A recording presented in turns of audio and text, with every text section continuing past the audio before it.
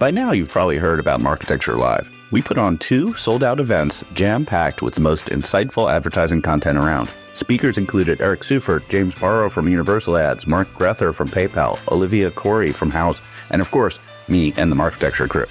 Well, this spring, we're coming back bigger and better with a 2-day that's shaping up to be a must-attend event. March 10th and 11th in New York, we're putting on the new tentpole event in collaboration with Adweek and TV Red, and you absolutely need to be there. Early bird tickets are 25% off, and qualified brands and agencies can be comped. Go to marketecturelive.com right now. That's marketecturelive.com to get the early bird discount. This podcast is brought to you by AudioHook, the leading independent audio DSP. AudioHook has direct publisher integrations into all major podcast and streaming radio platforms, providing 40% more inventory than what could be accessed in omnichannel DSPs. What's more, AudioBook has full transcripts on more than 90% of all podcast inventory, enabling advanced contextual targeting and brand suitability. AudioHook is so confident that in addition to CPM buys, they offer the industry's only pay-for-performance option where brands can scale audio and podcasting with peace of mind knowing they are only paying for outcomes. Visit audiohook.com to learn more. That's audiohook.com.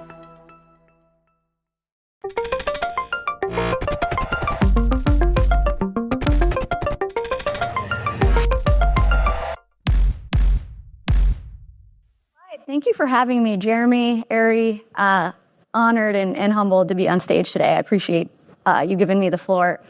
We're talking about AI and outcomes today, which is something we've been digging into a lot at Haus. I'm going to spend the next 20 minutes or so walking you through a research report led by my amazing colleague at Haus, Tyler Horner, where we looked at hundreds of incrementality tests to understand Meta's new automated AI product, Advantage Plus. And just to kind of set this scene, I wanted to take a little trip down memory lane and reflect on what Meta ads and campaign management looked like back when I was buying them. So humor me for a moment. The year here is 2015. I was an account manager at TubeMogul. My best friend was Jeremy's dog, Charlie, this little Westie here. And he was the dog that made me want a dog. I don't know if any of you guys have that in your life. That's Jeremy's dog keeping me company through some late nights. And my boss was actually Matt Kiska, who's also in the crowd. But in digital ad buying at this time, everything was manual. The name of the game is kind of test as many audiences and ad permutations as you possibly can, prune those bottom performers, and repeat. So it was pretty painful, very manual, not at all automated. And then we fast forward 10 years where we are now, where we're finding ourselves kind of nearing the logical conclusion of this evolution where Meta and Google are really taking the wheel. They're saying, hey, give us a budget and we'll do the rest. Not even give us a budget in creative anymore. It's just give us a budget, we'll do the creative. Whether we like that or not remains to be seen. And so with this, I would say, this new campaign type, Meta Advantage Plus, is really their kind of the poster child of AI media buying. And with this, Meta is still giving advertisers a little bit of control at this point to kind of take back some of those manual controls. But it sets up this research question. Is it worth continuing to resist, or is it really time to just fully embrace these AI advertising tools? At the end of all of this automation, are brands actually better off? That's what we wanted to really answer when we embarked on this research. So we looked at this over 18 months. We looked across all of our Haus customers in 640 incrementality tests to really answer this question. As I was walking up on stage, I was remembering a moment kind of in the middle of this evolution. It was probably around 2018 or 2019. It's just a funny anecdote because I was just talking about Netflix, where I worked for a period of time. As we were transitioning our buying at Netflix from manual, really specific niche kind of interests over to no targeting, broad-based buying, just send Meta that sign-up event and let them do the rest. I was working on U.S. digital marketing at Netflix, and I was working on a show called The Ranch, which starred Ashton Kutcher. And I remember having to explain to him that we're not targeting his show. We're not setting any targeting parameters, and it's this middle America sitcom. And he was just really upset. And I was remembering that, and I had to explain it to him. And now, I mean, it's just kind of common knowledge that Meta is better at this than we are. But I remember in the moment it was quite controversial. So just a funny anecdote. Talking about these incrementality tests, why do we focus on incrementality? Eric set it up in the intro. But I'm going to tell a story that's kind of loosely based on reality to really hammer this point home, which is, let's say I'm at Jeremy's house. He's a few years ahead of me in his career. He has a sick home theater setup. He's got the sound bar, and this is talking about Sonos. I used to work there. So he has this amazing home theater setup. He's got the subwoof, the surround sound, and I love it. It sounds great. It looks great. I decide I'm going to buy these speakers. I go home. I do my research. I realize if you do want the sub and the surround, which you should, unless you live in New York, maybe you don't need it. I don't know. But if you want that, this is a multi-$1,000 purchase. So I decide I'm going to wait till they go on promo, maybe buy in a couple months when I get my bonus check. And in that time, Meta is just hammering me with ads. But I was already going to buy. I didn't need the ads. Those are the conversions on the top. That is an ad platform reported conversion that Meta will take credit for, but it's not an incremental conversion. And we as marketers really should be striving to drive incremental outcomes. This is the age of outcomes. We want to influence outcomes that would not have happened anyway. And so that's what we're looking for here on the bottom, is somebody who's still in consideration, and that ad is actually getting them over the edge. Again, Meta doesn't know the difference.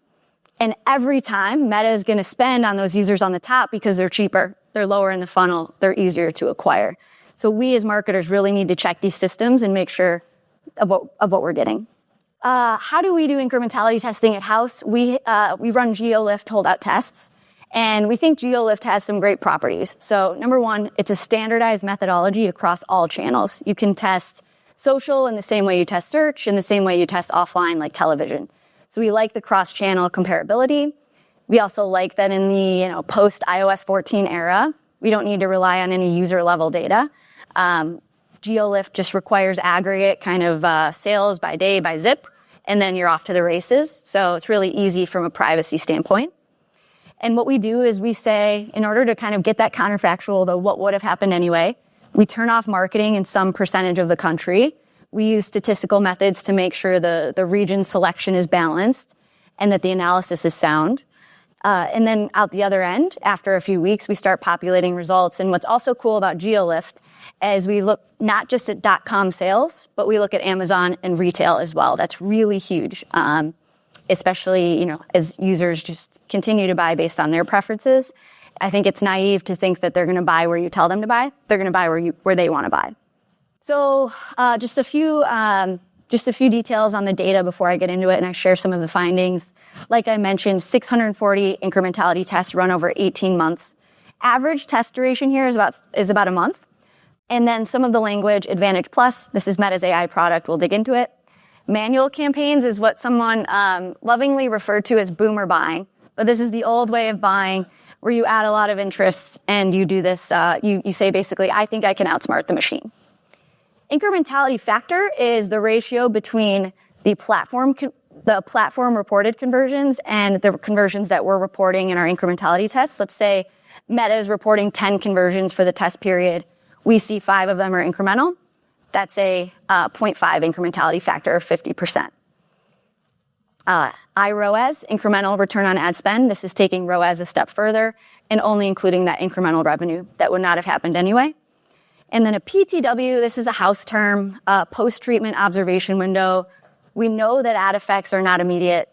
So what we do is after a test ends, we end the test, we revert back, but we follow the behavior of these markets for some period of time to understand latency and any lagging impact. So I'll refer to that observation window as the PTW or the post-treatment window. All right, ready to see some data? Okay, three slides of findings. The next slide is not so rosy for Meta, so I felt like I needed to include this. In general, when you zoom out, 10,000-foot view, Meta is working. The impact is undeniable. Meta represents 77 of the 100 highest lift experiments we've ever run at Haus.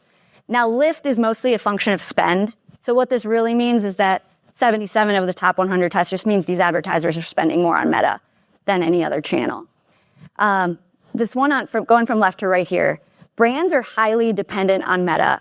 I think this is a fascinating stat. Meta, on average, is driving almost 20% lift to the brand's primary KPI, whether that's new customers or revenue. What this means is that if they turned off Meta, their business level revenue would come down by 20% overnight, or over 2 or 3 weeks, whatever the test period is.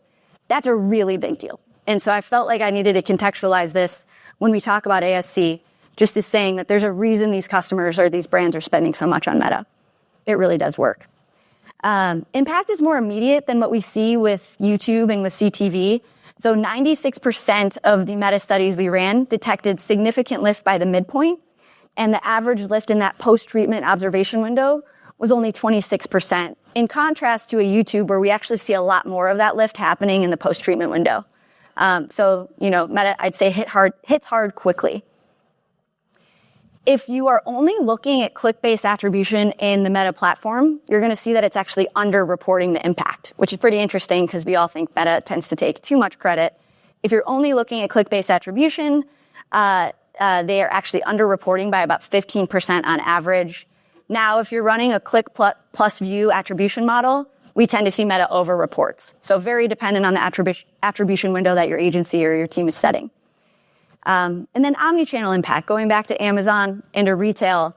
For brands doing at least 25% of their business outside of D2C, we actually see that 32% of that impact goes to omnichannel, to Amazon, into retail. And what this means is if you're not looking at retail at Amazon impact, you're probably under-reporting or underestimating the effect of these ads by the tune of 30%. All right, so now for the not so rosy findings. This is where things got really interesting for us. And I will say, when we went into this research, I was certain that Advantage Plus was going to outperform. I was ready to come in and say, everyone, relinquish control, give it up, they win. And we didn't see that. So this is our deep dive into the AI buying product. Advantage Plus is only winning 42% of the time in head-to-head tests. So we're seeing a 12% lower iROAS at an 18% lower spend. So even with Advantage Plus spending less, it's still less efficient. This really surprised me. It was confusing for me. I went through the 7 stages as a marketer.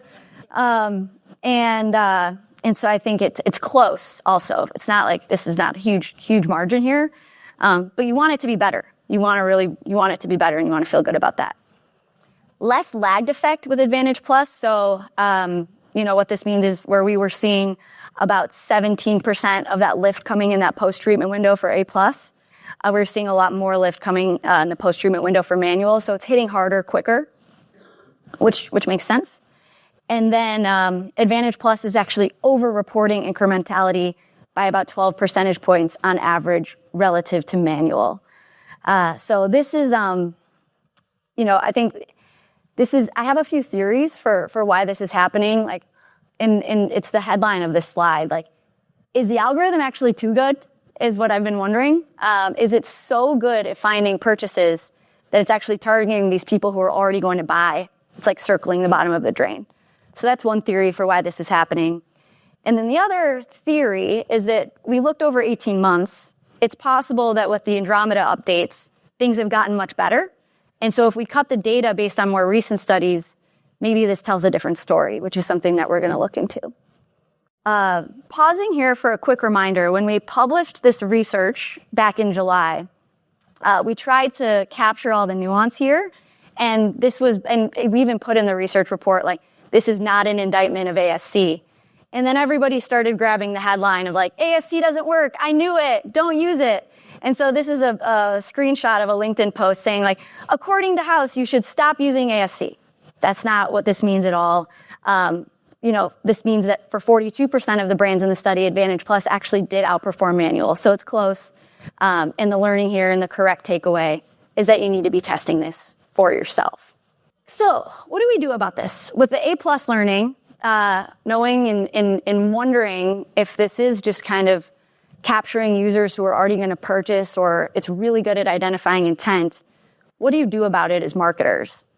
And so that leads to what I think Eric Seifert coined as signal engineering. I'm certain he's going to talk about this in his presentation today of, what if we point Meta toward a different optimization event? What if we say, don't optimize for purchases, actually go help us prospect and find new audiences.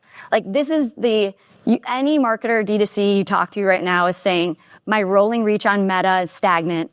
I'm not introducing the brand to new audiences. It's not a prospecting tool anymore. And so this is their answer to that. They're trying to kind of hack the system with what we're calling signal engineering, where it's saying instead of pointing Meta and these systems toward a purchase, what if we point it to something shallower in the funnel, like an add to cart or a site visit or a PDP view? And so that's a way in which folks are trying to hack the system and prospect. We're seeing a huge increase here, 121% in testing frequency. We're actually seeing pretty good results here. So just 14% lower iROAS than purchase optimization, albeit much lower spend, though we are starting to see the spend here pick up quite a bit. So 85% lower daily spend, really hard to compare these apples to apples, but encouraging signals that this might be a way to kind of get Meta out of that bubble and introduce your brand to new customers. And then we're also seeing with mid-funnel optimization, stronger omni-channel effects, so better impact on Amazon and retail, and also more lagging impact in terms of long-term effectiveness. So this is encouraging. We're seeing a lot more of this, and I think it's only going to increase as the system gets better at identifying intent. So rounding this out, this is my last slide. What to take away from all of this? Number one, Meta consistently delivers, but brands really need to be testing this trade-off between automation and incrementality. Number two, let's learn to think of Advantage Plus as the intent identifier. It's really, really good at doing the thing that you tell it to do, and you need to remember that. Number three, we need to balance out these Advantage Plus campaigns with mid and upper funnel strategies as well. And then lastly, I mentioned this a couple slides ago, but do not take this as gospel. You really need to test for your own business. Every brand is a little bit different, based on how long you've been spending on Meta, based on your consideration cycle, the price point of your brand. So please test for your own business. And yeah, with that, I actually want to open it up for questions if anybody has any. I think we have 5 or so minutes, and happy to take any questions from the audience. Hey, Olivia. I was going to ask, from the companies that showed that Advantage Plus worked particularly well, were there any patterns you saw amongst those companies? I know the spend was about just over $1 million a month, but any other patterns in terms of how well established their brand was, or other sales channels or other media channels they're running on? Yeah, the one, I think this makes intuitive sense, but smaller brands are having more success with this. And I do wonder if it's if you try to beat Meta and you try to outsmart Meta, you better be really good at media buying, whereas these smaller brands who are newer to Meta, there's no way they're going to be able to outsmart the system. So we did see Advantage Plus looking better for smaller brands. And one other interesting finding, I don't know what to do with this, is if you're hedging, if you're not sure, so you're doing 50% manual and 50% Advantage Plus, that actually didn't work as well. So you kind of want to go all in on one strategy and just commit to it, because we saw and maybe there's some duplication happening and bidding against yourself, but using both campaign types alongside one another didn't seem to work very well. Hi, Olivia. I was kind of trying to interpret the results as maybe longer purchase cycles might be better off with manual, because you did indicate that the look back window, or whatever you're calling it, is less impacted by their AI. Is that a good kind of assumption?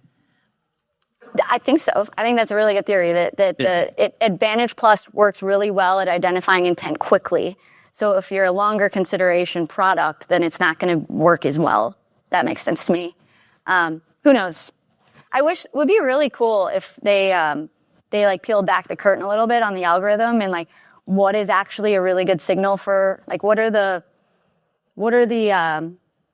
intent signals that most correlate to buying or to purchase. I think that would be really cool. Olivia, I have a quick one.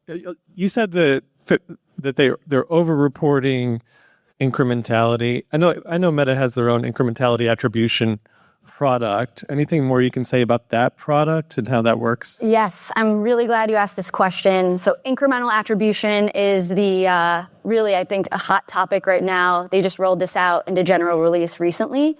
And what they're saying here is you can select incrementality as the optimization setting.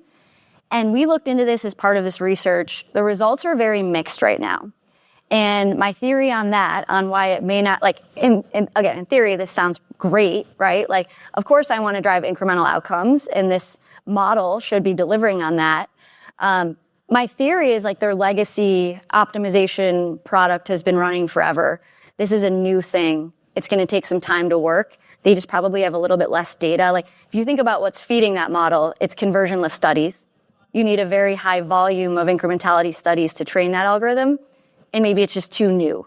But you've got to hope and you have to assume that it's going to get better over time and it will get to parity. So the incremental optimization product should be a good antidote to this. If you think, with signal engineering, if you're pointing it towards incremental users, it should be working better. So 2 questions. The first one is, you said Andromeda made a difference. The look back window was 18 months. So in the closer to the later half of the 6 months path, did Andromeda make a big difference? Their whole like Andromeda lattice, all their AI stuff that they keep mentioning on the earning calls. Yeah, so I wish I had the answer to that question. We actually haven't cut the data in that way yet, but that's a theory. That is a current kind of hypothesis for why Advantage Plus didn't win out in this study, is maybe we look back over 18 months, maybe if we look at the last 6 months, maybe this tells a better story. I don't have that data, but it's something that we're going to look at. All right. So then that's the follow-up, right? So from my understanding is the new systems focus mostly around how creatives is served and the efficiency. So did you guys, when you do these incremental like look back windows, did you account for the CTRs within the platform themselves, like for the creatives? Or it's just mostly all the posts, like go to the website, we see the conversion, all the pixel data? Yeah, so your question is, like, are there any trends in terms of the creative that was running and any sort of correlation with incrementality? Incrementality is focused on the whole chain, right? You look at the whole chain, but you rarely, I don't understand how does like the click-through rates on the platform on the creatives will affect the incrementality on the back end. So did you guys see any of those patterns, or just mostly measure the back end stuff, like on the website? Yeah, that's a really good question. We didn't look at that at all. So, and I think a lot of these D2C brands, and Nick probably knows, like, you can look at CTR, you can look at CPMs, but at the end of the day, all they care about is the CPA. So it is something that we could look at in terms of the CTR, is it correlated with better incremental returns? We didn't actually look at that, because then what do you do with that? Do you end up do you optimize for CTR? And does that confuse things or perhaps muddy the picture? So definitely an interesting question and something we should look at. Based on Ari's question, I had a question on, did the results that you guys saw, did any of the results, were they impacted by looking at your immediate attribution windows or the lag effects, or a combination of both? So question here is, did the time window impact results? Okay, this is I love this question, because when you look at YouTube, we released a YouTube report earlier in the year, and it got a lot of traction. And we saw like 70% of the effect of YouTube was happening in the post-treatment window. Here is like the opposite. Like, is like only 20 or 30% of the effects are happening in the post-treatment window, which signals to me that Meta is more immediate. It's much more like down funnel in terms of capturing that intent. Was it the same for the 42% versus like the 58%? So Advantage Plus worked quicker. Less lagged effects than manual. Oh, interesting. Okay. My second question was, in the signal engineering hypothesis that you guys have, would that be running that model in lieu of a low funnel model, or both simultaneously? Yep, that's a great question. Right now, brands are carving out like 20% of their budget for the signal engineering mid-funnel optimization. And then as it works, they're moving more and more budget over from purchase optimized, but it's definitely in alongside right now. They're not replacing purchase optimization with mid-funnel entirely. So they're just taking that last tranche of the purchase spend. Basically, if you think like your last dollars in are the least efficient, they're taking that out, putting it in mid-funnel, and those first dollars in mid-funnel are a lot more efficient than those last dollars in purchase. I liked this kind of signal engineering topic as well. I think we have often found that the meta algorithm finds its solution very quickly, and I think that's part of kind of appeasing the person who's putting their money in there. Like you show them a result really early on, you see how Meta quickly kind of finds the right creative, and I think I'm wondering whether you see differences in this kind of holdout area versus the non-holdout area in kind of this focus on the people in the checkout lane, right? I mean, I think part of the reason could be that Meta is very good at finding the kind of people that are in this kind of your first example where they will buy the product in any case. And do you find in this kind of mid-funnel, upper funnel, do you see more evidence of these people taking these steps that you would identify with kind of an early consideration customer? Yeah, I want to be running longer tests. Like that is something that's a personal goal for 2026 is like that it's very hard to answer that question without running a longer experiment and actually having evidence of that playing out. But you have to assume that for the mid-funnel, for the signal engineering, that there is more effect here happening later on that we don't see in a 3, 4, 6 week test even. And so this is something something I wish of marketers is that we had like a little more patience. Like there's so many interesting insights that you could unlock with a 6-month experiment, but nobody wants to run 6-month tests. I try all the time and I fail. So, all right, I'll leave you with that. Thank you so much, everybody. Appreciate it.